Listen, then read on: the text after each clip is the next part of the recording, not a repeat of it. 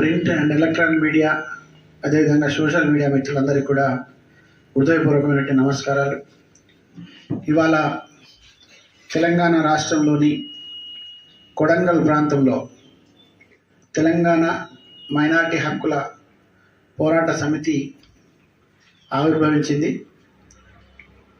నూతన కార్యవర్గాన్ని కూడా ఇక్కడ ఎన్నుకోవడం జరిగింది. ఈ సందర్భంగా ముస్లిం మైనారిటీ హక్కుల కోసం పనిచేస్తున్నటువంటి సంఘాలతో కూడి తెలంగాణ మైనారిటీ హక్కుల పోరాట సమితి కూడా భవిష్యత్ ఉద్యమాల్లో పాల్పంచుకున్నది. ఈ సందర్భంగా కొన్ని డిమాండ్లు తీసుకోవడం జరిగింది. దాన్ని నేను మీ ముందుంచే ప్రయత్నం చేస్తూ ఉన్నా. మిత్రులారా, మీకు తెలుసు, సచార్ కమిటీ నివేదిక 2005లో మన్మోహన్ సింగ్ ప్రభుత్వంలో నియమించబడింది. 7 సభ్యులతో కూడినటువంటి ఈ సచార్ కమిటీ 1 సంవత్సరం పాటు అధ్యయనం చేసి దేశవ్యాప్తంగా ఉన్నటువంటి ముస్లిం మైనారిటీల జీవన స్థితిగతులను అధ్యయనం చేసిన తర్వాత ఒక నివేదిక ఇచ్చింది. ఆ రాజేంద్ర సచార్ కమిటీ ఇచ్చినటువంటి నివేదికను 2006 నవంబర్ 30న ప్రధాని మన్మోహన్ సింగ్ ప్రభుత్వం పార్లమెంట్లో ఈ నివేదికను ఉంచింది. సచార్ కమిటీ నివేదిక సుమారు 76 ప్రతిపాదనలు చేసింది.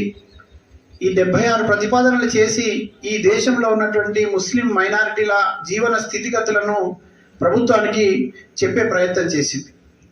అందులో మరీ ముఖ్యంగా కొన్ని అంశాలు ప్రస్తావించినప్పుడు ప్రధానంగా ఈ దేశంలో దళితులు, గిరిజనుల కంటే కూడా దయనీయమైనటువంటి పరిస్థితిలో ముస్లింల జీవితాలు ఉన్నాయన్నటువంటి విషయాన్ని చాలా స్పష్టంగా ప్రభుత్వానికి సచార్ కమిటీ తెలియజేసింది.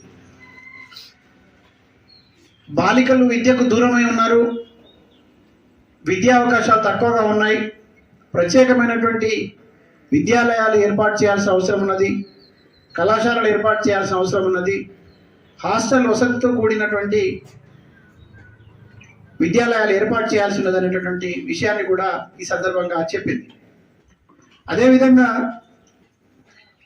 చాలా కీలకంగా మరో మాట ప్రతిపాదన జస్టిస్ రాజేంద్ర సచార్ నేతృత్వంలోని కమిటీ ప్రభుత్వానికి తెలియజేసింది ఏంటంటే, స్థానిక సంస్థలు బలోపేతంలో, స్థానిక సంస్థల నిర్మాణంలో, స్థానికంగా జరిగేటటువంటి స్థానిక సంస్థల ఎన్నికల్లో కూడా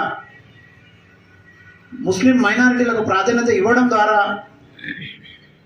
మైనారిటీల జీవన స్థితిగతుల్లో మార్పు వచ్చే అవకాశం ఉంది. వాళ్ళు సంస్థాగతంగా బలపడితేనే, వాళ్ళు సంస్థాగతంగా కొంత క్రియాశీలక పాత్ర పోషిస్తేనే ఈ పరిస్థితులు మార్పు వస్తాయి, కొంతైనా మెరుగైన జీవన స్థితి వాళ్ళకు ఉంటుందనే విషయాన్ని కూడా తెలియజెప్పింది. ఆ తర్వాత సుధీర్ కమిటీ నివేదిక దాకా కూడా చాలా విషయాల్లో ముస్లిం మైనారిటీ వర్గాల జీవన స్థితిగతులను క్షుణ్ణంగా అధ్యయనం చేసి ప్రభుత్వాలకు నివేదికలు ఇచ్చినాయి. కానీ దురదృష్టం ఏమిటంటే, ఈ దేశంలో తర్వాత రాష్ట్రాల్లో ఉన్నటువంటి ప్రభుత్వాలు కూడా కొన్నిటిని మాత్రమే పరిగణలోకి తీసుకొని మెజారిటీ ప్రతిపాదనలను పక్కకు పెట్టినా ఇప్పటికి కూడా అవి అమలు జరగడం లేదు. ఇది విచారకరం. ఇవాళ ముస్లిం మైనారిటీలుగా అత్యధికంగా జనాభా కలిగినటువంటి వర్గాలుగా ఉన్న ప్రాంతాల్లో కూడా ఇంకా వివక్ష కొనసాగుతూ ఉన్నది. ఇప్పుడు ముస్లిం మైనారిటీలకు విద్యలో, ఉద్యోగాల్లో, ఉపాధి అవకాశాల్లో రిజర్వేషన్లు ఇవ్వాలని డిమాండ్ చేస్తూ ఉన్నాం.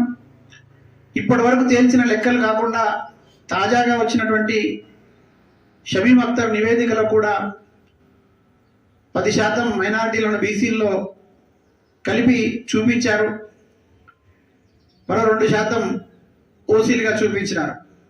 మీరు ఇచ్చిన లెక్కల ప్రకారమే 12% మైనారిటీలు ఉన్నట్టుగా గుర్తించారు. కాబట్టి మేము ఎంతమంది ఉన్నామో మాకంత వాటా ఇవ్వండి అని ముస్లిం సమాజం కోరుతా ఉన్నది. దీన్ని ప్రభుత్వాలు ఈ విషయాన్ని పరిగణలోకి తీసుకొని పరిశీలించి న్యాయం చేయాలని మేము కోరుతా ఉన్నాం. కేవలం ఓటు బ్యాంకుగా మాత్రమే చూడకుండా, కేవలం రాజకీయాల్లో నాయకులను వెనక ఉండి నడిపించే వాళ్ళగానే చూడకుండా, మతపరమైనటువంటి మతాలకు బూచిగా చూపించేటటువంటి ఒక ప్రమాదకరమైన పరిస్థితులను నెట్టివేయడానికి వెళ్లకుండా, ఈ దేశ స్వాతంత్రం మొదలుకొని అనేక ప్రజా ఉద్యమాల్లో క్రియాశీలక పాత్ర పోషించి జీవితాన్ని అర్పించినటువంటి మైనారిటీల చరిత్రను మర్చిపోకుండా,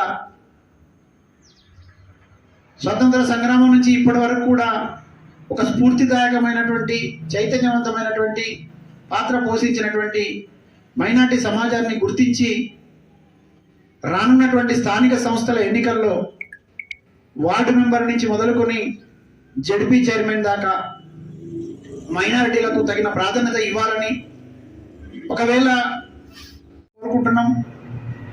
అన్యాక్రాంతమైనటువంటి వక్ఫ్ భూములు పరిరక్షించబడాలని కూడా ఈ సందర్భంగా కోరుకుంటా ఉన్నాం. ప్రాధాన్యత కలిగినటువంటి కార్పొరేషన్లలో కూడా మైనారిటీలకు అవకాశం ఇవ్వాలని, వక్ఫ్ బోర్డు భూముల విషయంలో జరుగుతున్నటువంటి అన్యాక్రాంతాలను అరికట్టడం కోసం ముస్లిం మైనారిటీ వర్గాలకు ఉపయోగపడేటట్టుగా వాటిని మలచడం కోసం మీరు ప్రయత్నాలు చేయాలని, ఎమ్మెల్యే ఎమ్మెల్సీ నామినేటెడ్ పోస్టుల్లో కూడా మైనారిటీలకు పెద్దపీట వేయాలని, మేమెంతమంది జనాభా ఉన్నామో మా హక్కుగా లభించేటటువంటి రాజకీయ పదవుల్లో మమ్మల్ని ఖచ్చితంగా తీసుకోవాలని ఈ సందర్భంగా డిమాండ్ చేస్తా ఉన్నాం. అదేవిధంగా మాకు ఆవేదన ఉన్నది, ఆందోళన ఉన్నది, ఆక్రోశం కూడా ఉన్నది. ఈ రాష్ట్ర ప్రభుత్వం 10 ఏళ్ల పాటు తెలంగాణ వచ్చిన తర్వాత కేసీఆర్ నేతృత్వంలో బీఆర్ఎస్ ప్రభుత్వం అధికారంలో కొనసాగింది. ఆ తర్వాత అందులో హోంశాఖ మంత్రిగా ఒక మైనారిటీకి అవకాశం కల్పించినారు. ఇంకా ప్రాధాన్యత అవసరం ఉండే అందులో, కానీ కనీసం హోంమంత్రి గారన్నా అవకాశం ఇచ్చినారు. 10 ఏళ్ల తర్వాత మైనారిటీలు పూర్తి మద్దతును కాంగ్రెస్ పార్టీకి ఇవ్వడం ద్వారా ఈ రాష్ట్రంలో కాంగ్రెస్ పార్టీ అధికారంలోకి వచ్చింది. రేవంత్ రెడ్డి గారు ముఖ్యమంత్రి అయినారు. రేవంత్ రెడ్డి గారికి మా విజ్ఞప్తి, సంవత్సరంన్నర గడవస్తుంది కానీ ఇంతవరకు ఒక మైనారిటీ మంత్రి మీ మంత్రివర్గంలో లేకపోవడం యావత్ మైనారిటీ సమాజం అంతా కూడా ఆందోళన వ్యక్తం చేస్తోంది, బాధపడుతోంది, చాలా ఆవేదనగా ఉంది. వెంటనే మంత్రివర్గంలో ఒక మైనారిటీని తీసుకొని మైనారిటీలకు మంత్రివర్గంలో ప్రాధాన్యత ఇవ్వాలని కూడా ఈ సందర్భంగా డిమాండ్ చేస్తా ఉన్నాం. కల్పించడంలో ఎందుకో ఇంకా తాత్సారం చేస్తా ఉన్నారు. కొన్ని చోట్ల తప్పితే ఇంకా మైనారిటీ నాయకులకు ఎవరికి కూడా అవకాశాలు సరిగ్గా దక్కలేదు. అది మీకు కూడా తెలుసు. ప్రతి కార్పొరేషన్లో డైరెక్టర్ దగ్గర నుంచి మొదలుకొని చైర్మన్ వరకు మైనారిటీల పేర్లు పరిశీలించాలని, వాళ్ళకు తగినమైనటువంటి ప్రాధాన్యత ఇచ్చి ప్రోత్సహించాలని ఈ సందర్భంగా రేవంత్ రెడ్డి గారిని కోరుతా ఉన్నాం. మైనారిటీలు సెక్యులరిజాన్ని నమ్ముకొని కాంగ్రెస్ పార్టీకి అండగా నిలిచారని మీరు చాలా సందర్భాల్లో మాట్లాడారు. ముస్లిం మైనారిటీల మద్దతుతోనే ఈ రాష్ట్రంలో ఏ ప్రభుత్వమైనా అధికారంలోకి వచ్చే అవకాశం ఉంది. అవసరమైతే ఓడించేటటువంటి సత్తా కూడా మైనారిటీలకు ఉన్నది. ఆ విషయం మీకు తెలుసు. కాబట్టి ఖచ్చితంగా ముస్లిం మైనారిటీ బిడ్డలను ఎదిగి వచ్చిన నాయకత్వాన్ని మీరు దగ్గరికి తీసుకొని అన్ని కార్పొరేషన్లతో పాటు చైర్మన్ పదవుల్లో, తర్వాత ఎమ్మెల్సీ అవకాశాల్లో కూడా మైనారిటీలకు ప్రాధాన్యత పెంచి ఇవ్వాలని ఈ సందర్భంగా డిమాండ్ చేస్తారు. ముందుకెళ్తామని కూడా ఈ సందర్భంగా తెలియజేస్తాం. Thank you very much.